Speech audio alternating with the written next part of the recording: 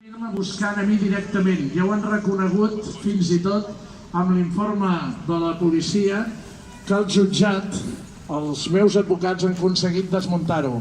Ja van reconèixer com a testimonis el cap de l'operatiu de la Guàrdia Civil que a Sant Joan de Vilatorrada venien per mi en aquell col·legi perquè sabien que allà em trobarien a mi. I allà és on em van intentar estovar. De fet, vaig rebre 4 cops de porra. Els 4 cops de porra anaven directament a la zona inguinal, anaven a fer mal, per sota. Jo intento posar-hi sempre una mica d'humor amb això, perquè n'hi hem de posar i el poble català sabem riure. Estar grassonet va bé, perquè a mesura que vas caient, la panxa fa com una escuma i va caient, no? I la porra va rebotant. Ho dic perquè sabem riure d'aquestes coses, però a Sant Joan de Vilatorrada tenim 2 dels grans ferits quan diuen que no n'hi va haver ni un. Un noi que gairebé va perdre la falange d'un dit intentant aguantar una porta que volien esbotzar cops d'ariet com si fóssim a l'època medieval.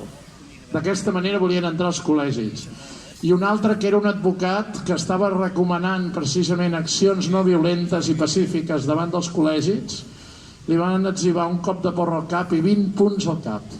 I després diuen que no hi va haver cap tipus d'agressió ni cap tipus de violència. Bé, així ens van venir a rebre, però a un dels col·legis no es van endur les urnes i vam votar, ens vam fer grans, vam continuar.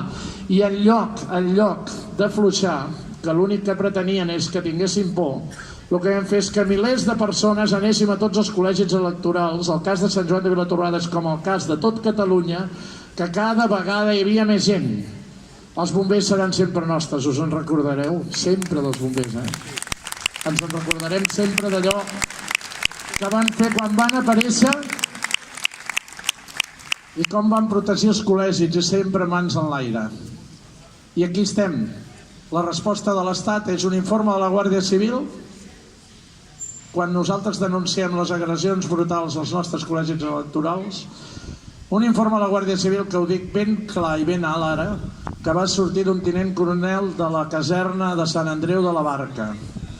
Un informe fals, perquè li hem desmuntat, en el qual a mi m'acusava de delicte d'incitació a l'odi, resistència molt greu a les autoritats i amb l'agravant de lideratge tumultuós. Aquest informe l'hem aconseguit desmuntar, hem aconseguit demostrar que era fals i això està arxivat definitivament. Però la senyora jutgessa de Manresa, com que no vol tancar el cas, diu que per la meva notorietat pública, algun dia m'ha d'explicar què vol dir amb tot això, hauria de saber que estava defensant un referèndum il·legal i que per tant torna a obrir la meva causa. Evidentment els advocats el que han fet és presentar recurs immediatament i tornem a començar tot el procés. Amb això portem un any. Què pretenen? Només fer por, però no en tenim de por. I torno a l'inici. Sabeu per què no tenim por? Perquè hi som tots.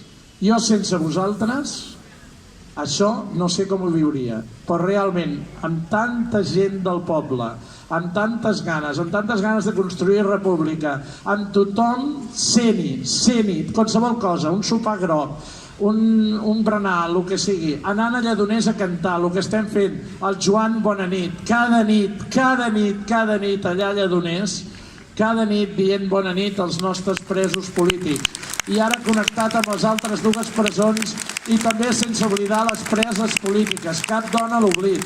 Això ens fa tan grans com a poble, però tant, i tant.